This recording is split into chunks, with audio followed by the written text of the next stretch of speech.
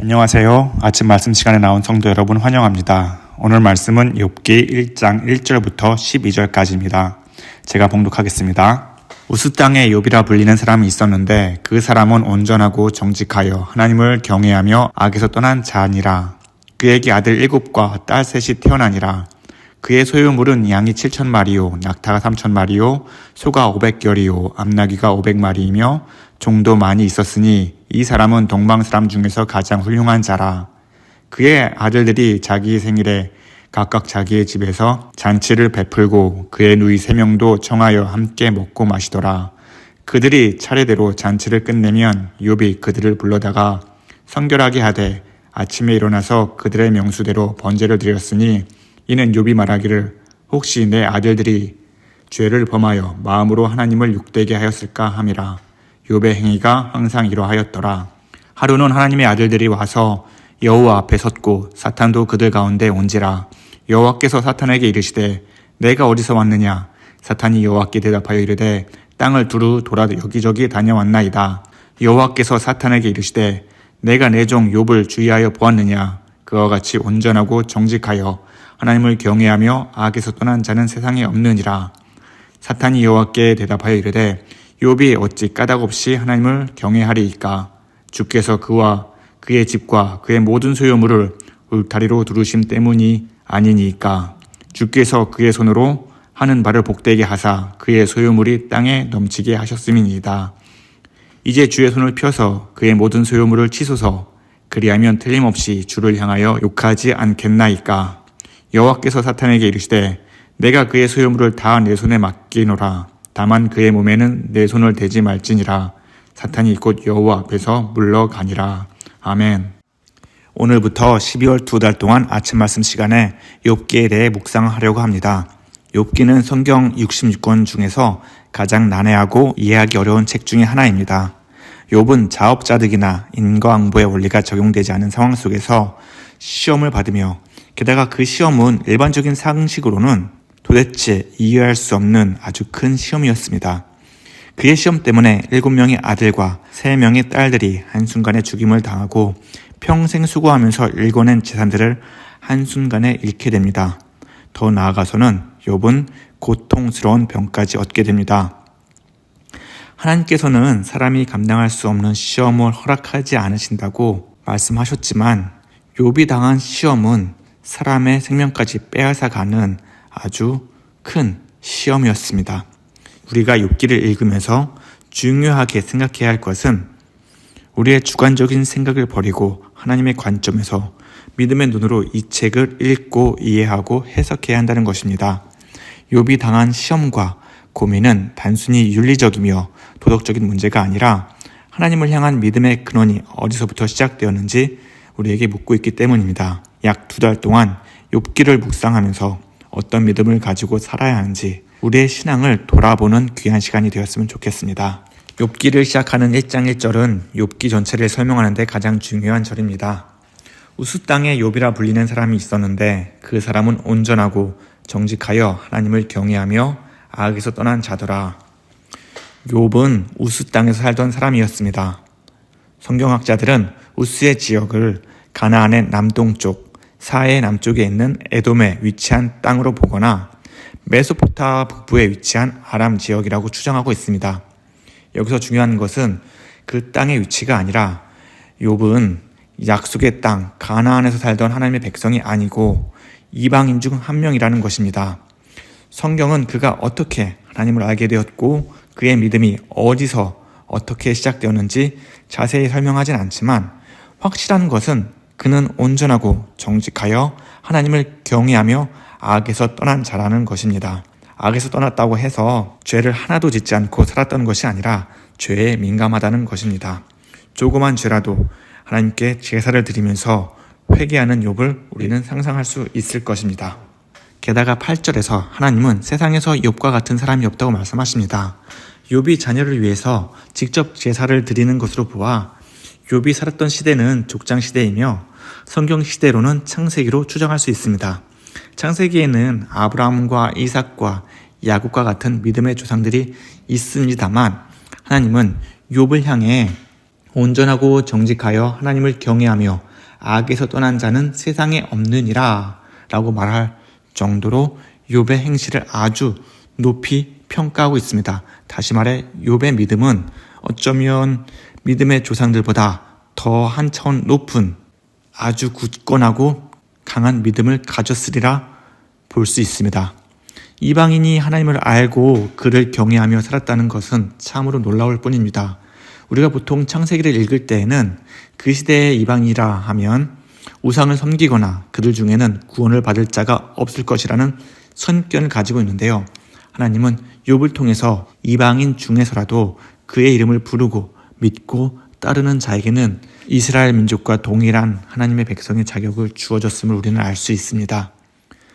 세상에서 가장 완벽한 믿음을 가진 욥은 자녀의 복도 받았습니다. 7명의 아들과 3명의 딸을 두었는데요. 한 명의 아들을 얻기 위해 친척과 아비의 집을 떠나 약속의 땅 가나안으로 가며 수많은 고난을 겪었던 아브라함과 비교해 본다면 욥이 얻은 7명의 아들, 3명의 딸들은 하나님께 얻은 큰 축복 중에 하나였을 것입니다. 게다가 욥이 가진 소유물은 동방 사람 중에서 가장 훌륭한 자라 할 정도로 아주 큰 부자였습니다. 이렇게 완벽한 삶의 언행과 하나님을 경외하는 마음, 그리고 자녀의 복뿐만 아니라 물질의 축복까지 받은 욥은 세상에서 가장 완벽한 사람이었을 것입니다. 욥이 악에서 떠나 하나님을 경외하며 사는 동안에 천상에서는 조그만 소동이 벌어졌습니다. 하나님과 하나님의 아들들이 모인 그 자리에 사탄이 나타났습니다. 그리고 세상을 두루 돌아보고 온 사탄에게 하나님은 욥과 같은 온전하고 정직하여 하나님을 경외하며 악에서 떠난 자는 없다고 욥을 지켜 세웁니다. 하지만 사탄은 욥에 대해 이렇게 말합니다. 까닭없이 어떻게 하나님을 경외하리이까? 하나님께서 그의 집과 그의 모든 소유물을 울타리로 두르심 때문 아니니까? 그에게 복을 주셔서 그 복이 차고 넘치기 때문에 욥은 하나님을 경외하고 있다고 반문합니다. 만약 사탄이 우리에게 이렇게 동일하게 질문한다면 우리는 어떻게 대답하겠습니까? 욥처럼 내 주위에 소중한 사람이나 평생 읽어놓은 소유물들이 한순간에 사라진 후에 사탄이 우리에게 동일하게 질문한다면 우리는 어떻게 대답하겠습니까? 지금까지 해온 그대로 우리는 믿음 생활 하겠습니다 라고 말할 수 있을까요? 아니면 우리의 상황이 변한 그 모습을 보면서 우리의 믿음, 하나님을 경외하는 그 마음이 변화가 일어날까요? 우리는 이 사탄의 질문에 진지하게 고민해 봐야 할 것입니다. 12절에서 하나님은 사탄에게 그의 소유물을 맡기겠다고 말씀하십니다. 하나님께서 사탄에게 이렇게 말씀하신 것은 하나님은 욥의 중심을 아셨기 때문입니다.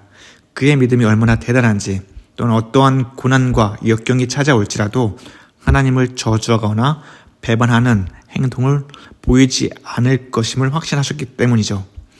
우리도 살다 보면 아무런 이유 없이 고난과 힘든 날이 찾아올 때가 있습니다. 그럴 때마다 우리는 주저하거나 낙심하거나 하나님을 원망하는 것이 아니라 이미 큰 시험을 이기신 예수님께서 우리와 함께 계시다는 것을 믿고 예수님의 말씀에 따라 살아야 할 것입니다.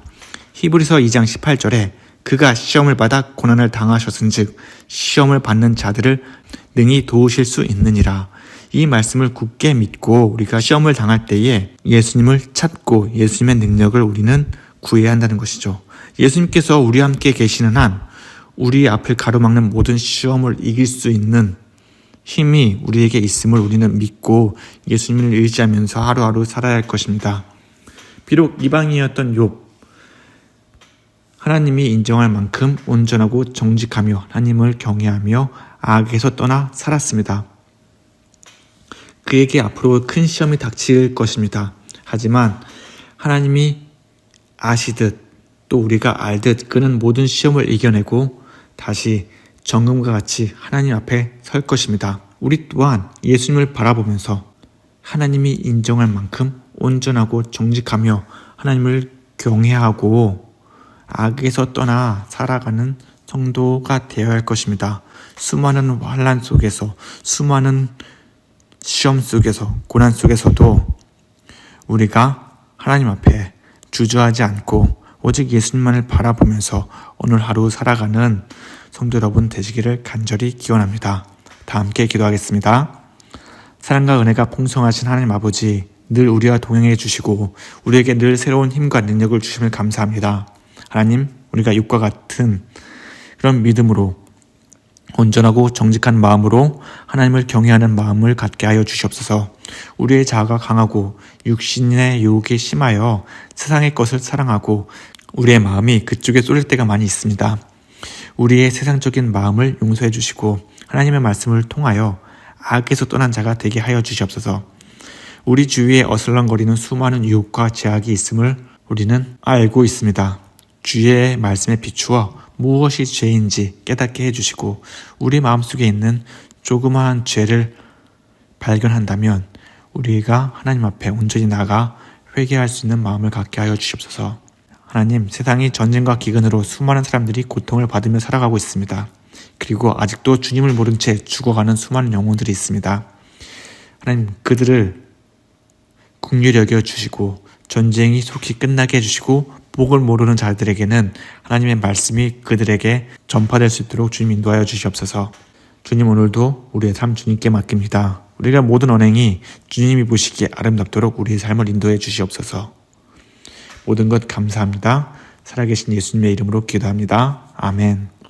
오늘도 주님의 말씀 가운데 승리하는 성도 여러분 되시기를 간절히 소망합니다.